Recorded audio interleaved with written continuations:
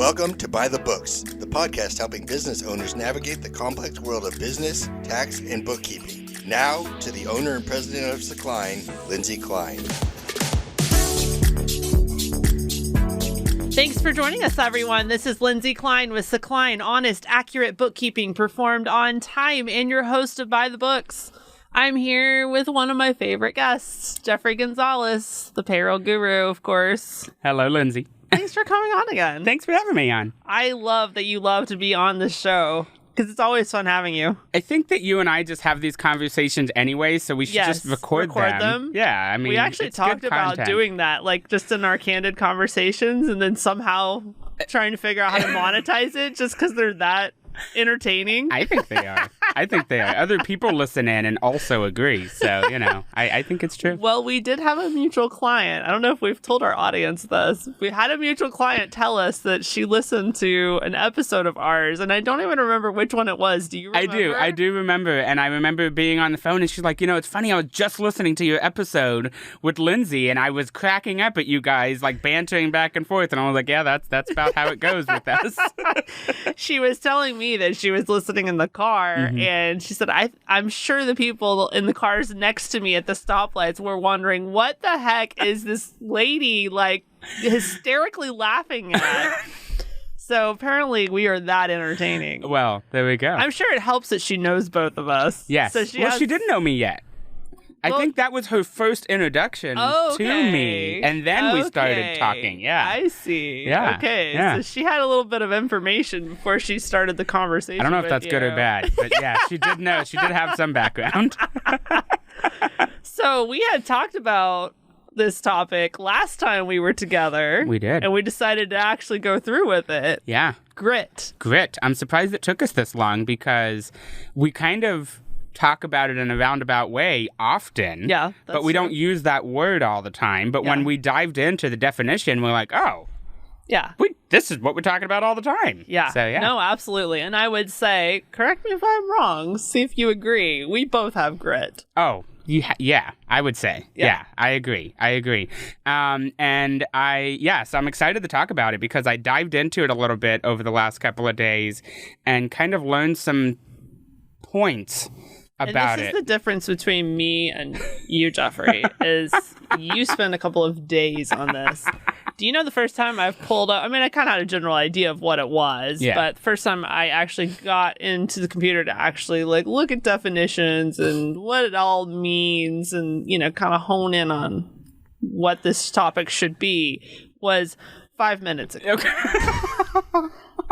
So this is where we are yin and yang. Yin and yang. Thankfully, that is not in the definition of grit that you have to research things well in advance. It is not. But I found some good definitions here in the last 5 minutes. Do you want to hear them? I do. I want to hear what you came up with. They're very succinct. So there's one that says grit, the ability to keep working towards a goal, overcoming challenges, and sticking with it even when it's hard. Yeah. That's pretty good. Yeah. I like that. And then there's one that just has synonyms or adjectives to explain what grit is. Courage, bravery, mettle, which I didn't even know what's the word mettle? MEDDLE? No, it's METTLE. METTLE. I don't even know what that word is, but anyway, it's in here. Backbone, spirit, strength of character, strength of will, moral fiber, steel. That's a pretty good one. Steel. Yeah, I like that. Nerve, fortitude, toughness, hardiness, resolve, resolution, determination, tenacity, perseverance, endurance, guts, and spunk. It is all of those things. Yeah. That's pretty good. So what do you think about that? Did you figure out what mettle is? I did. So it's a person's ability to cope well with difficulties or to face a demanding situation in a spirited, resilient way. And look at this. Here on By the Books, we help your vocabulary. Boom. Mic drop. No, you're right. Mettle, I mean, and it's great because grit encompasses all of those points that you just read. All of those words were all things that people would probably say that they, would like to have or want to have, and it's all grit. So grit is actually an acronym. Mm-hmm. So the G stands for growth. And here's a little blurb about that. Growth is about how likely we are to seek fresh ideas, perspective inputs, and ideas to help succeed at that thing. Okay. Then resilience is the R. Resilience is about bouncing back from adversity and being able to use adversity. That's a good one. Then the I is instinct. Instinct is about going about after our goals the best way, not the hardest way. And this made me think of work harder or work smarter, not harder. Yeah. That phrase. Yeah. T, tenacity, is that perseverance, persistence, never say die, never quit dimension of grit. It's pretty good. I love it. I love it. Where have you seen, as I said, I think we both have grit, but where have you seen this really play out in your life? In my life? Oh, goodness. Well, so I would almost say that it's not natural for everybody to have. Right? Do you think it's a learned thing? It can be. That's what I was going to say, is I think it can be learned. Okay. Absolutely. Okay. Because, do you think there's certain personalities that already have... I do. Really? Yeah. Because you meet little kids, right? I have a niece and a nephew. My niece, I would say, will continue to do something over and over again, will fall flat on her face. I have seen her do it over and over again until she figures it out, because it's going to drive her insane, where my nephew will not. He's just like, oh, that was difficult. Path of least resistance. Honestly. Like, that was difficult. I'm not doing that again. And that's just a personality thing. So that's interesting, because if it's a personality thing, then are we saying then it's easy for some people to have grit and hard for others to have grit? I would say that, yeah. But isn't that with any skill? Right? It's easy for some people to be a positive person, and it's difficult for other people to be positive. But I might argue, and I'm not making this assertion, but I might argue that some of that might be environmental conditioning. Wouldn't grit fall into that too? Well, that's what I'm wondering. Yeah. Maybe grit is more environmental conditioning than personality. Maybe. Yeah. I'm just throwing that out. It probably could be both, though, because when you Google grit, it does. The Wikipedia, it comes up and it says personality trait. So it is a personality trait. But that's somebody's opinion at the end of the day. That's fair. No, yeah, you're 100% right. But that doesn't mean that. I don't know. I think it is easier for some people. Okay, I'll give you a scenario. This isn't a real. Yes, it happens, but I'm not pulling this from anyone's life. I'm just saying, in general, people that grow up in environments where, let's say, it's a real authoritative, even scary environment for the kid to assert any kind of opinion or, do anything that's outside the boundaries of what the parent expects, right? Like, they kind of live in a fear-based leaderships under that, right? So then if you're in kind of that flight or fight, is that how you say it? Yeah. Then it's scarier probably to that person to step out and do something than a person that grew up in a very free-flowing, unconditional love, whatever you want, darling, I'll support you type environment. You know what I'm saying? That's where I say maybe some of the conditioning comes in, where if you just learned I need to be unseen and do what I'm told, maybe it's a little harder. Could that play into that? Or is that... Honestly, I think it can. It really can. Where does everybody's personality come from, or the resolve come from? It probably has something to do with genetics. It probably does have something to do with upbringing, and it probably has something to do with your own personal goals and your, what you're pushing for. So is it good, do you think, to have grit in every single situation? Because some of this is talking about never giving up. Are there sometimes things that we just need to give up? I would say absolutely yes. Absolutely yes. There are times. And it's really funny because you're familiar with the situation that I'm kind of going through right now where, I've been doing some side part-time work for somebody that I met. And, it was going really great. And it was initially my goal was just to be in the room with these people, right? I just wanted to be there and learn from people, is what it started as. What it turned into is me basically just doing grunt work for them, right? Which is not a bad thing. Like, there's nothing wrong with that, but that wasn't the goal. Right. And I didn't need another job. Right. So what came of that is where I'm in a situation, I was talking to you, where I'm like missing other opportunities that could give me the experience that I'm looking for and or better money that I'm looking for, but I'm kind of stuck in this. And for me, I'm just going to do it anyway, right? Like I'm not a quitter. I'm just going to keep doing it. And I go back and I keep working and I keep working. But and talking to you, what I've come to understand is, whoa, sometimes you got to take a step back and realize that your grit and what you're pushing for might not even be going in the right direction anymore. Right? The path changes sometimes. And if you're gung-ho just pushing as hard as you can in this direction, but really your path is over here now, skewed to the left, then you need to adjust and go, oh, hold on, I'm pushing for the wrong goals now. Let me refocus. Well, now that I think about it, instinct, the I, is about going after our goals the best way, not the hardest way. Yeah. So really, it's not deserting the idea of grit to realign your goals and say, whoa, this is not fitting into where I want to go. Yeah. So what Jeffrey didn't mention is that this guy that hired him tried to hire me first. Yeah. We have a lot of friends in common, Lindsay. What can I say? Yeah, and I pretty much was like, well, are you going to make me a partner? Because if not, nah, I'm good. I don't need another W-2 job. Yeah. And so he went on his way, basically. Yeah. And he found Jeffrey. And called me. And which was great. And, but my goal, and this really hasn't been that long. This is why I don't think it's the smartest thing for you. You're selling yourself short. Yeah. You were working for him, way too cheaply. We'll just put it that way. You're selling yourself, devaluing yourself. We'll just say it that way. Yeah.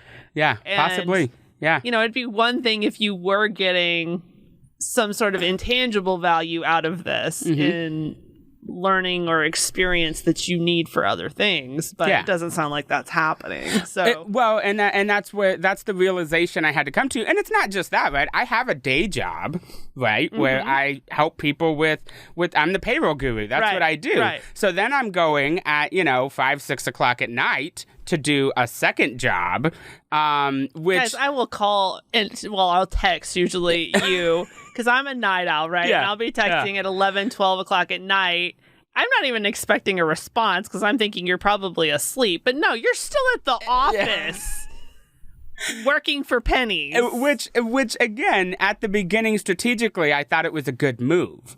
But come to find out, it's not. And it's not like this has been going on for years. This has been going on for a few months now. But now it's time to go, oh, okay, I'm not getting exactly what I expected out of it. So now how can I pivot this and either realign myself with what my goals are or were, or pull myself out of it? Because sometimes it's just not worth it. So where do you stand with it today? What have you decided to do? Oh, I've already put things into motion. I should be done within the next week or two. So, okay. Yeah, we're good. Good for you. Yeah. But, sometimes it takes that. And it's also good to have a person to bounce these ideas off, right? Because I talked to you about it. And we talked back and forth. No problem. Yeah. This is true. Solicited or not, I'm going to hear about it. No, but it's good to have somebody that helps you to see your goals. Sometimes with grit, I think that you just get so into focusing and pushing forward and doing what you need to do that sometimes it's good to have somebody that you can bounce ideas off of that say, hey, well, is that actually the path that you're meaning to go down? Yeah. Is that taking your time and your focus away from something else that's going to be more beneficial for you? Yeah. Yeah. No, you're right. Yeah. And I mentioned, and I think it was the last episode we did, getting through school. Yes. For me, if it hadn't been for grit, I would not have made it through. Yeah. Well, so tell us about that. Tell us about that. That is probably the hardest thing I've ever done. Yeah.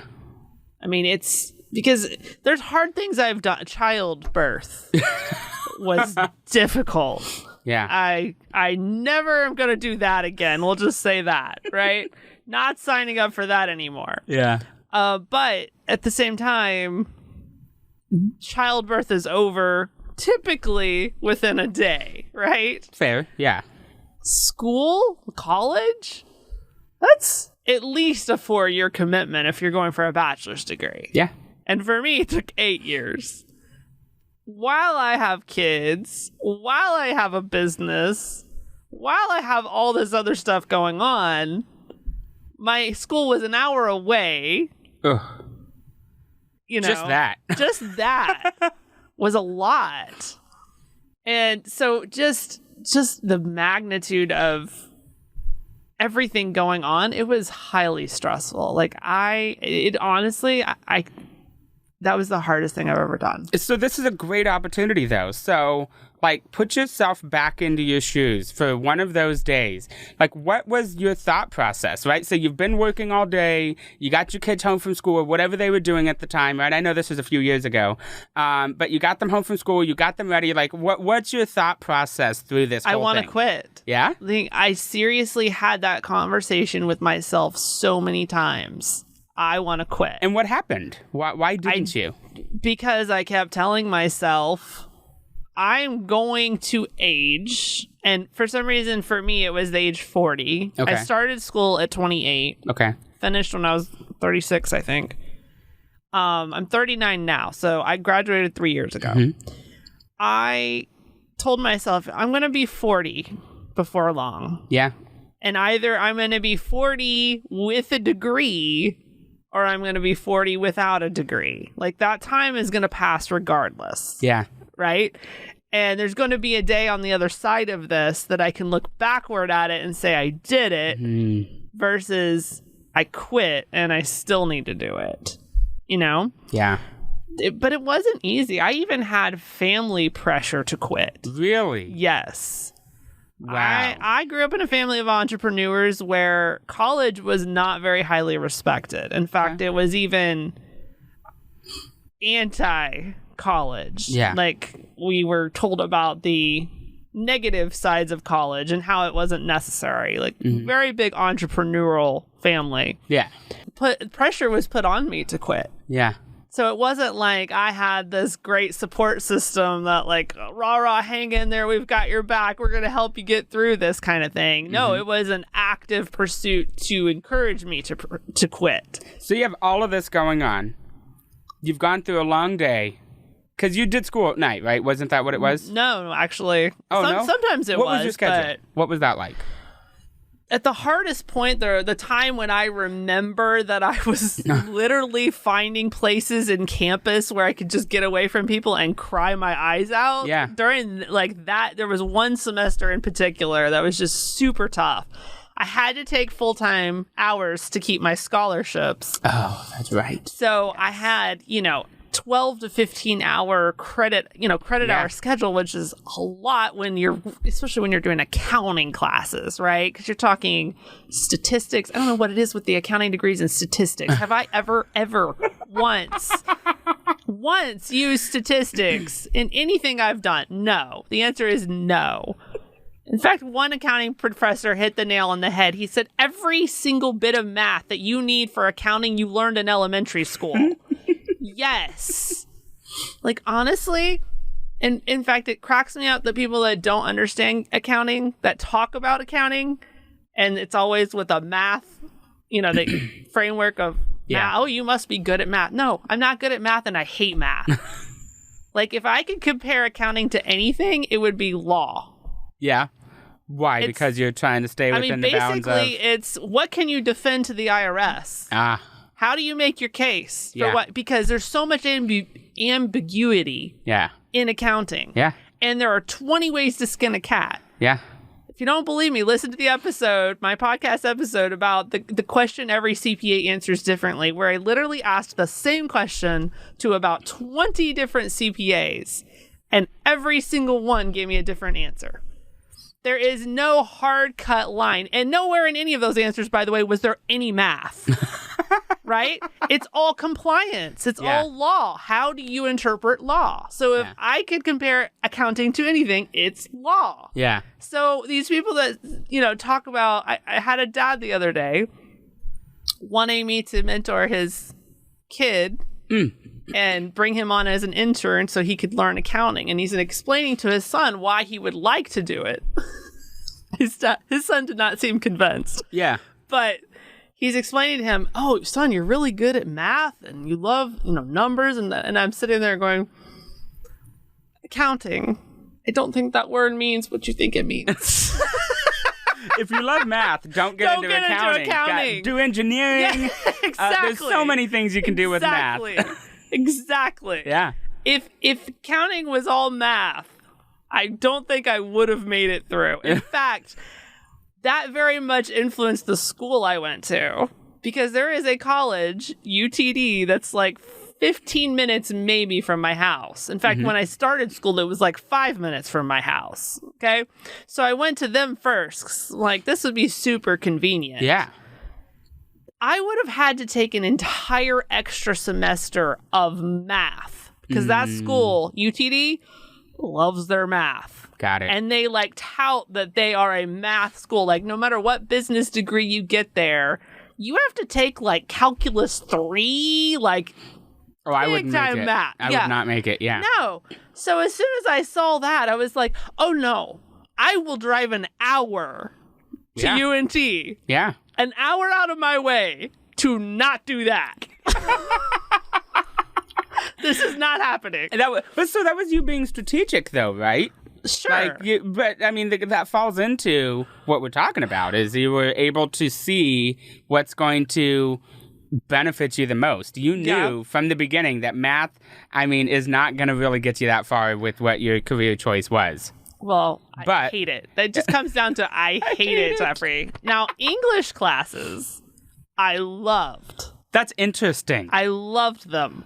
I took so many extra English classes. Did you? I did. I probably almost have an English degree.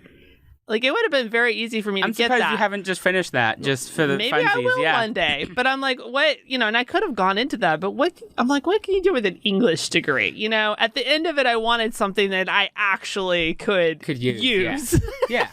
Yeah. But I loved English, and I think it plays into really what is an important skill in accounting. Honestly, the English classes are more useful, because what do you have to do in English classes?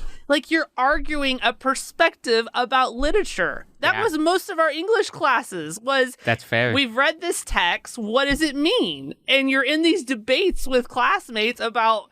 Here's what I think it means. To me, that is more relevant to accounting than the freaking statistics.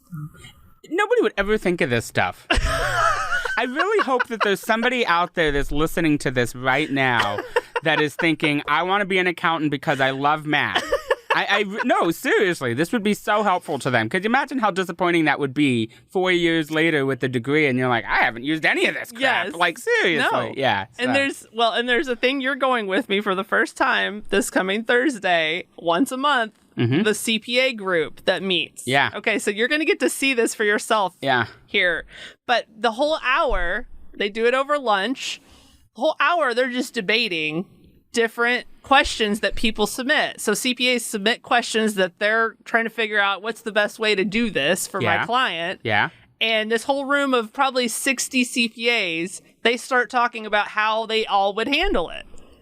Again, no math. So none of it's ever a math, probably. None of it is ever math. Yeah. How would I? How should I? Right. What does this mean to you? Right. I could imagine those are what the questions are. Now, it's oftentimes, let's look up the code here and exactly how this reads. There's tons of law that goes into this. Really? How do we interpret how the IRS or how in our case, we're in Texas, how the Texas comptroller or the Secretary of State, how they have worded this law. What's the best way to interpret it? nowhere in Fascinating. any of these conversations are we talking about statistics or calculus. Never. Not once. So, anyway. You should create your own accounting school is what you should do. Just the whole curriculum. With this podcast. Oh, I guess that's fair. That's fair. Gonna get you some more M&Ms. You could just teach us anything. And I taught it with M&Ms, Jeffrey. So that's all you needed to know to be an accountant. If I had that video with the M&Ms when I went to college, it would have made things so much clearer. Okay, but you were already an accountant before you went to school, right? I mean, you started accounting at like 10. No, yes, but there's a difference between knowing how to get around QuickBooks and understanding accounting principles. Okay. So I was doing bookkeeping before that, but I didn't truly have a full grasp on accounting principles. Got it. So you knew how to data enter, basically, right? Okay. Right. Yes, I knew my way around QuickBooks. I had a loose understanding, we'll say. Yeah. But there was a lot of things in college that I had not, and I'll say this too. A lot of college accounting classes are geared towards public companies that have SEC requirements. Oh, got it. And are not relevant to any small business out there. Got it. Okay. That unless you're going to go work for like a Big Five accounting firm and a public company, you're never going to use it. Got it. That's a lot of what you learn in college. That's fair. So I had never touched any of that or understood any of it. But, you know me, I think my accounting professors probably hated me. Because I am a lawyer. I mean, I'm not literally, obviously, I know but what you're saying. In spirit. Yeah. And so when I felt like I was unjustly marked wrong, when I absolutely could make the case that, no, I got this question right, I would fight it. Even if it had no relevancy on my grade whatsoever. It's not like, It was the principle. It was the principle of it. It was like, okay, this question is not going to make the difference between A and B, right? But it's still like, no, this is not wrong. And I'm going to tell you why. Yeah. And I'd make the case because there's so many situations in accounting where it's like, it depends. And I would present the case to say, okay, what if XYZ is true? What if ABC is true? Then that answer is right. So how often did you win those battles? I actually would win because I didn't let up. Yeah. I actually usually would. So you're the person that you want there in case of an audit. Yes. Which is the point, right? Yes. Because you can argue your point. Yes. I did it this way because XYZ. That's exactly what you right. want. If you fear audits, you just want the guy that can present a good case. It doesn't even matter if it was wrong. If you can make a good case as to why it's right, not many auditors are going to fight you on that, honestly. If you can make a good case for it. Yeah. Yeah. So That's have a good case. So this is why I'm saying being a lawyer is more helpful than being a mathematician in accounting. I'm not going to be surprised if you just go back to finish your English degree and then just get your JD and just... I would actually probably love both of those. But I really enjoyed, and my English teachers loved me. Yeah. Loved me. In fact, those are the ones that would usually write me the recommendation letters were my English teachers. Got it. Because I got into it. Like, that's a professor's, like, favorite student, right? Yeah. Like, someone that's just not just phoning it in, but, like, into it. Yeah. And I was the queen of BS. I never read, I don't think I ever, I shouldn't say ever. I probably read some that were interesting. But if it wasn't interesting to me, I'm reading the Cliff Notes and I'm running with it. Yeah. Because to me, it was like, well, how can I just turn this into what I want to talk about? In fact, I do that on the podcast. Right? Yeah, okay, this is our topic, but how do I turn this into what I want to talk about? Well, I mean, but it's fair and it serves you well, right? I mean... But it's like, okay, I'm the queen of saying, all right, I kind of get a gist of what the plot is or whatever in the text, and here's how I can totally spin this into what I want to talk about.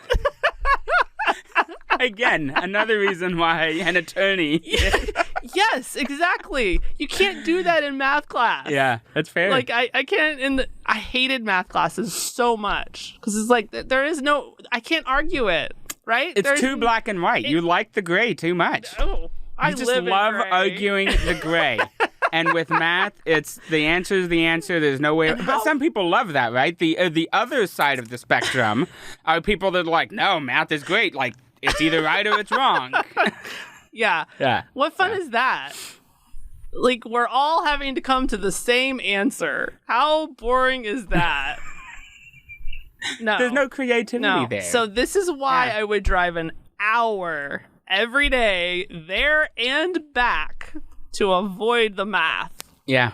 Well, that's grit for you. I love it. That's exactly what that is. There's no other way to explain that. Yeah. I remember one English class, and I can't remember what the name of that book was. I want to say it was The Dog Stars. Something like that. Okay. But it was very weirdly written in a very unique writing style. Like, this guy would purposely, like, not end sentences and stuff. It was, like, very intentionally not proper grammar. Okay. As a writing style. And it was just odd. Like, the whole thing was really weird. And so we had to write a reading response to it. And so I took a risk. I was like, I'm going to write my response like this guy wrote the paper. I kind of like that. And so what I ended up writing, it cracked me up so much, and I wish I had saved it. I might have, actually, yeah. But I was just cracking up writing it because I was just throwing crap on the page that made no sense, just like he did in the book. Like, just random, and he would do this, like, just throw something random in there that had no context whatsoever. And then I'd throw, like, incomplete sentences that just trailed off. Like, just stuff he did in the book. That was my reading response.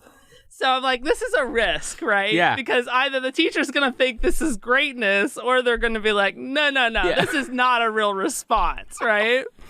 And this is one of the few books I actually did read. But the professor loved it so much, she had me read it in class. And Really? I had the whole class cracking up. That was like one of my shining moments. You made it your own. Yeah. I love it. That's hilarious. Yeah. Now I'm going to have to check out this book. Yeah, well, I probably have the copy still and probably have not touched it since then. It was a weird book. But anyway, Yeah. I got very off track there. No, but you know, it's all the same because you're talking about how, like, what all you went through. There was a lot that you did. Yeah. To get your degree. Yep. You had a lot going on. Like, with your situation, literally, if you could do it, anybody could do it. Like, you could not have a more complicated situation. Right. And no extra time. Touche. You pulled through it. Touche. Like, that is But this grit. has also, I think, hindered me in my parenting because when my kids start complaining, Mm-hmm. I have not been able to find much genuine empathy. So basically, college is your version of I had to walk to school every day in the snow, uphill both ways. Yes. Got it. So when my daughter's taking 2 college classes with no job, no kids, no bills, no husband, and then complaining to me about how much work, and I know my reaction should not be, suck it up, buttercup. So I try to be very empathetic and outwardly sympathetic, but internally I'm going. You're rolling your eyes big I'm time. rolling my eyes. Oh, God, here it is again. Yeah. No. You know, I think that that's actually something that I have been told before about me. What? Is that I can come across unsympathetic. Okay. Because I'm the same way. Like, in my head, I'm like, okay, but do it anyway. Like, just do it is definitely my perspective often. And you have to, like, find a way to tamper that down when you're talking to other people, right? Yeah. And that's where our emotional intelligence comes in. Exactly. Oh, my goodness. That was a beautiful full circle that you just did there, Lindsay. That was amazing. That was great. That's it. That's the end of the whole show. Like, that's it. Like, that's everything you need to know. No, we can't end it there because we have to take the test, the grit test. Yeah, so you sent me this test. So there's actually a grit, it's called a grit scale. Yeah. Online that you can take. Let's do this together and see how we score. Oh, there's only 10 questions. That's not bad. It's not do we bad want at to read all. the questions out loud? Yeah, let's do it. All okay, right. So number 1, new ideas and projects sometimes distract me from previous ones. Yeah. Yeah. Yeah. I'm going to go mostly because I can stay focused. So this is a sliding scale 1 to 5 from very much like me to not like me at all. I'm going to say mostly like me. I'm what a are you 4 saying? on that. Yeah, I'm definitely like, I can stay focused and I won't get distracted by everything, but... Have you seen that movie Up? Yeah, the cartoon? Yeah. Where there's the dog's like, squirrel, squirrel, squirrel. Right? He's in the middle of a sentence and then squirrel. Yeah. That's us. what that is. Yeah. No, that's a 5. We're a little bit better. Okay. We'll finish our sentence, but we're And then definitely we'll say thinking of the squirrel. Okay. All right. Number 2. Setbacks don't discourage me. I don't give up easily. I think that applies. Yeah. Yeah. Yeah. I don't. Setbacks to me, I don't even see them really as setbacks. It's like, okay, what did I learn from this? Let's move on. I agree with that. Yeah. And I think that's a very important mindset to have. Mm-hmm. I agree. Yeah. Well, Robert Kiyosaki, have you seen his book? It's something like Why C Students Are the Boss of A Students. Is that what it's called? I don't know if Something that's like what it's that. called, but I'm familiar with his concept. That's probably a very bad paraphrase of what the title actually is. That's what it's about, though. Yeah. Yeah. But his reasoning is that C students are used to failure and bouncing back from it. Yeah. And A students are not. And they fear crumble. it. Right. They fear it. Yeah. And so it's like, what do you call it? Analysis paralysis? Yep. Kind of like that, right? Yeah. Where the fear is paralyzing. Yeah. But the C students are like, okay, well, I failed another test. Let's move on to the next one. But it's that resilience that can continue to push you forward. So, yeah, it's all about perspective. Isn't that funny, though? Yeah. Yeah. Interesting. Yeah. All right, number 3. I often set a goal, but later choose to pursue a different one. Yeah. Well, I mean, I think that depends, right? Because it's got to be... It's got to be strategic. So like I said already, is I will follow something to a fault if I don't take a step back and go, oh, is this the best idea? Okay, well, I'm going to give you an example on this, and I'm going to go back to my college days. Give it to me. So there was going back to English class, there was this very exclusive English class that you had to either be a National Merit Scholar or a Terry Scholar to get into it. Okay. I was a Terry Scholar. Okay. That was one of my scholarships. So I was able to get in this class. There was literally only six students in this class, and we met in the professor's office.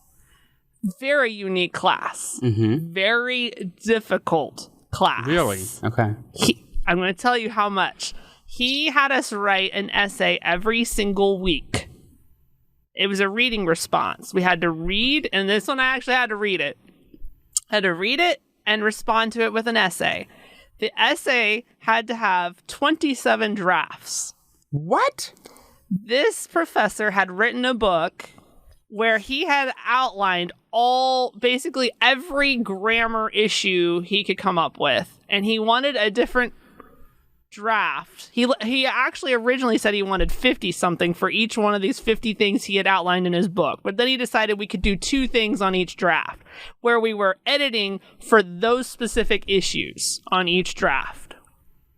So you might have one draft where you're just editing for capitalization and, whatever it's called when it's third person or first person, like staying consistent in whichever you're talking in, right?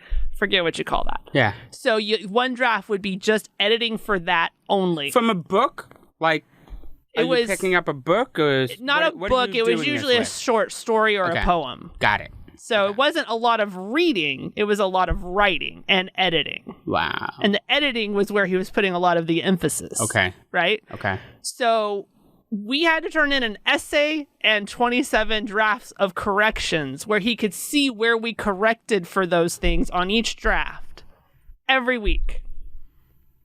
This is what we had to do. Now you can see why I was stressed out. You're blowing my mind right now. Yeah. It was a lot, but my writing grew, obviously, so much during that semester. I bet. Okay, so this professor, I mean, he still amazes me. First of all, he writes so many papers and books himself. Okay. Like, it blows my mind how much this, like, he's very accomplished. But he had this one book that he wanted us to read, and we did read throughout the semester, that he just adored. Like, he would glow over this book. Like, almost every time we talked to him, he would just be glowing over the book. And all the book was a book of interviews where someone had decided they were going to go interview people that were prominent in their field, and then they were going to write out the interview. And it was just questions and answers. Okay. He just thought this was the most phenomenal book, and he would just go on and on gushing about how amazing this was and how they were able to find, interview these people that nowhere else had people been able to find, get interviews with these people. And I mean, he would just go on and on. And finally one day I'm like, we can do this. Because he said something about how there will never be another book like this again. I'm like, we can do this. I'm like, right here, we got 6 people. Let's do it. Yeah. And he didn't take me seriously at all. I'm like, no, for real. Let's do it. Why not? If you love it that much. Yeah. Let's do it. So we literally started a partnership. Us students, National Merit Scholars and Terry Scholars, we got together. We met weekly. We started drafting up like all of our ideas for people that we could interview. Eventually got to the point where we started contacting people, and we did actually interview a Nobel Peace Prize person. Really? Yes. Wow. We got on the phone with the guy that wrote the original book and talked to him about it. And that was like this professor, like his prized moment. Like he got to sit in on that conversation where we're on the phone with this guy that he has just held in the highest esteem for years and years, right? So this was like a big goal of mine. And then after college, it was just like, I got busy with other things. They got busy with other things. And we just like let it go. Yeah. Like we were all passionate about it. We were all into it. We were like all about this. This is going to be huge. Like we're going to interview all these famous people. And then we just left it. Well, if there's any celebrities and or, fun, interesting people to interview listening to this, they can just come on and do your interview by podcast, right? Yeah. Well, sure. Why not? Absolutely. Yeah. But I say all that to say that that's relevant to number 3, that I set a goal, but then later choose to pursue a different one. Why was that, though? Was that strategy? I feel like I get bored.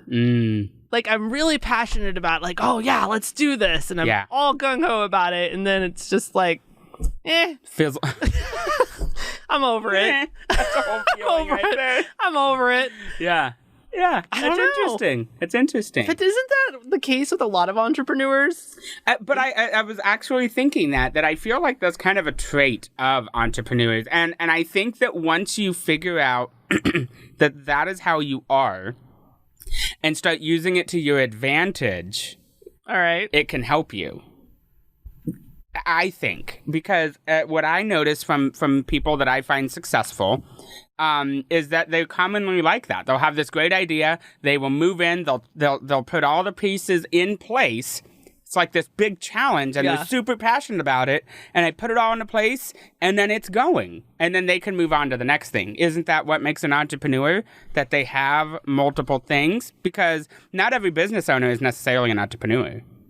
Touché. Well, to me, those are two different levels. By definition, but I think you mean more mindset. Right? Yeah, I would say so. Yeah, because that's kind of something that I've had to kind of learn about myself, because I would start something and I would create it to where I was the one that was having to do it. Yeah. Problem is, when I lost interest, it ceased to exist. Whereas now, if I can be more strategic about it and I'm super passionate about it and I can put it into place and help it kind of go on its own, then when my interest peaks and moves on, that's fine. This is still happening. Well, and I think this probably goes back to where there's people that are visionaries and then there's people that are like the integrators that are actually going to work in the details, right? And we need both. They're both super important. Oh, absolutely. Every innovator needs an integrator and vice versa. Well, and see, that's where we got really derailed on that project. I was the visionary. I had the vision for it. I could see how it could all come into place. But when it came to actually doing the details, that's where I lost interest. Yeah. Like, I'm over it. Yeah. So you often set goals and later pursue a different one. I'm going to say that's mostly like me. So like 4 on that one? Yeah. I would say 4 on that one as well. Okay, so number 4, I'm a hard worker. I'll say that's very much like me. Yeah. Yeah, well, obviously, you'll do whatever it takes. Unless I'm bored, apparently. Unless you're bored, yeah. I have difficulty maintaining my focus on projects that take more than a few months to complete. Obviously so. I'm going to say mostly like me. Mostly like me. Maintaining my focus on projects. A few months just seems such a fine point. Because I could stay focused for more than a few months. Okay, then it's not so much like you. Yeah, somewhat like me. And it probably depends for me on, do I still get to be a visionary or do I now have to get into the nitty-gritty details? Because especially if I got to research stuff. You're out. I'm out. Tapped out. No, I'm done. Not happening. All right. I finish whatever I began. Not so much. You would say not so much? Yeah, well, kind of going into those last 2 things that you said, but if you decide you're going to finish it, you do. Okay, well, like college, for example, I stuck to it. But then there was obviously some things in college I did not. So, I don't know. Should I say somewhat like me? Yeah, I would. All right, number 7.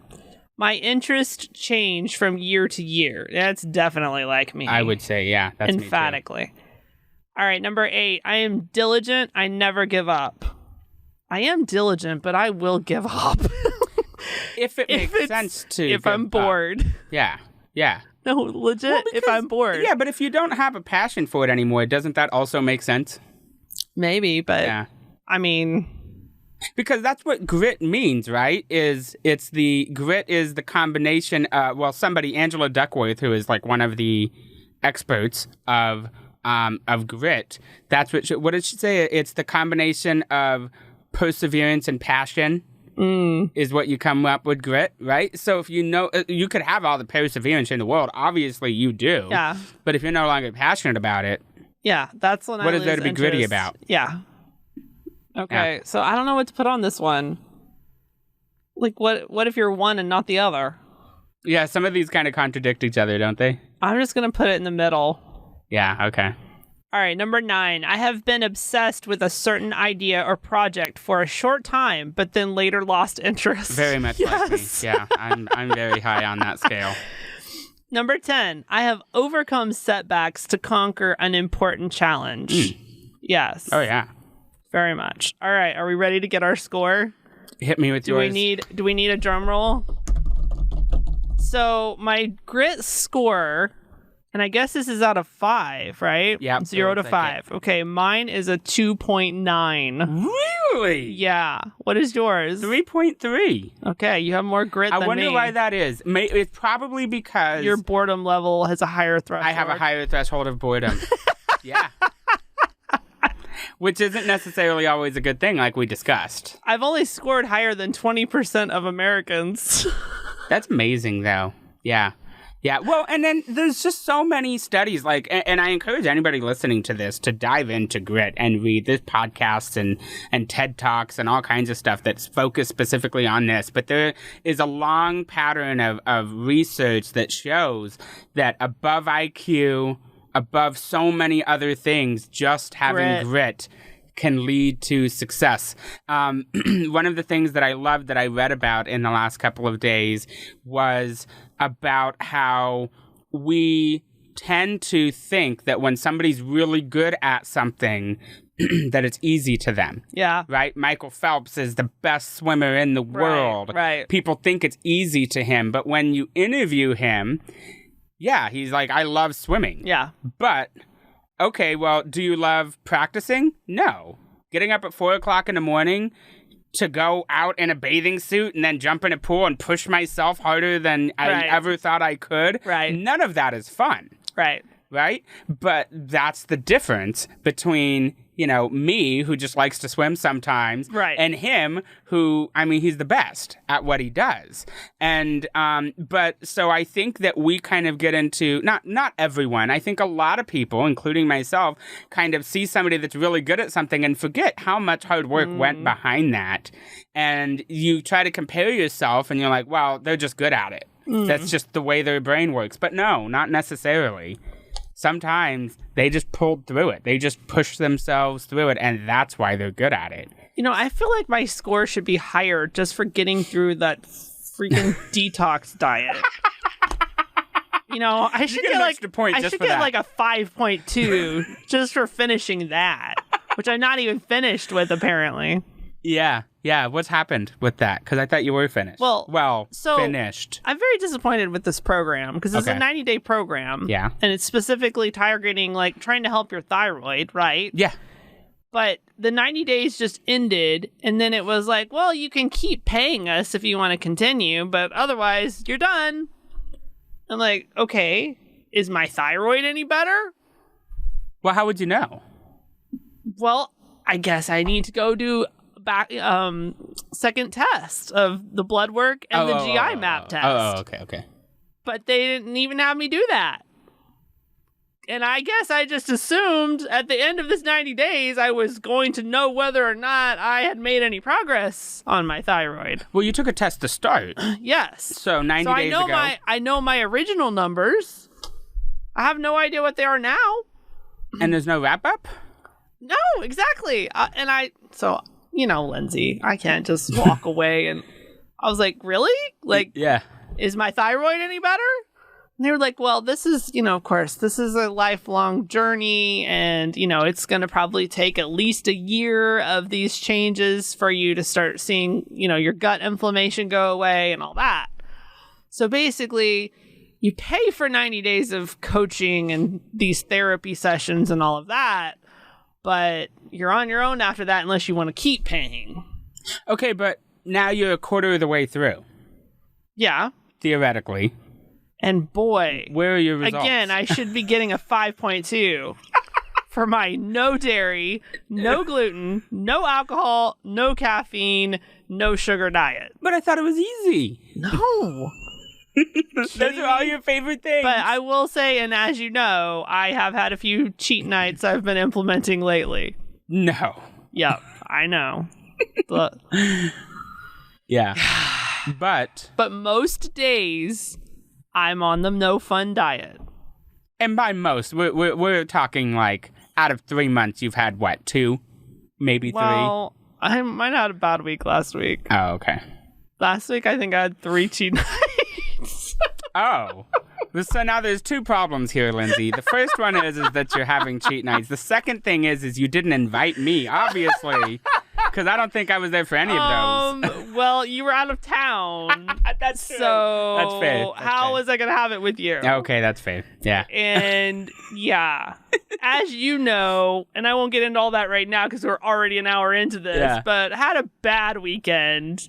And so I went out with my best friend, Vanessa, that night, and I ate and drank like there was no tomorrow. So the emotional eating journey, it's going well. It's going well. Because when the stress comes, man, I really stick it out. With the no fun diet. It's one of those things where you are, I think life is just, it is what it is. Well, right? We're going to go back to the first, what was the first one? How was it worded here?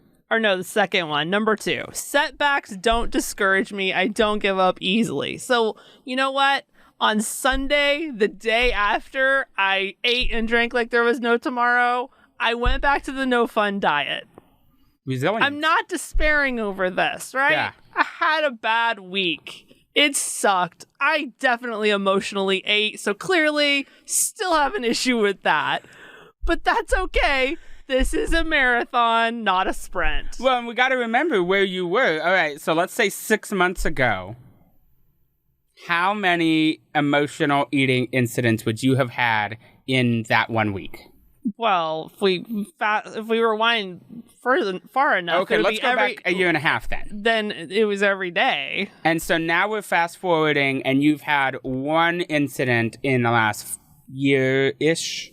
One incident? Well, I mean, since you started the No Fun Diet, nights. That was right? Like you have not. I've had like 5 total cheat nights. Okay. In 90 days. But were those emotional eating, or were those just? Well, okay. I need an ice cream. Sure. All right. There's Emotional. right? Okay. Yeah. Emotional eating, maybe 2. Yeah. No, it's progress. Definitely. That's not even just progress. That's progress. Incredible.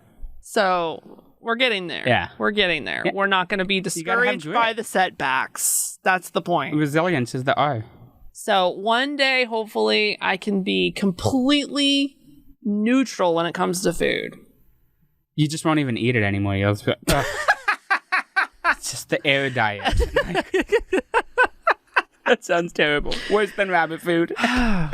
This has been fun, but we seriously need to wrap this up. So yeah. What's the conclusion? What do we have to say about grit? I would say that, in my opinion, I think grit is one of the most important differentiators between people that have a high amount of success and people who don't.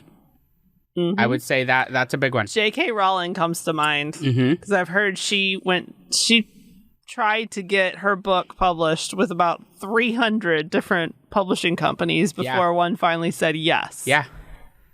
And now that is like the biggest. Yeah.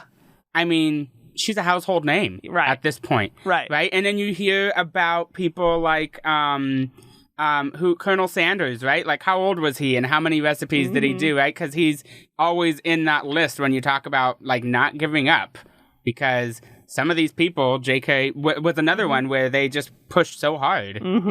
Eventually, they got it in front of the right person. You read those early interviews with Bill Gates.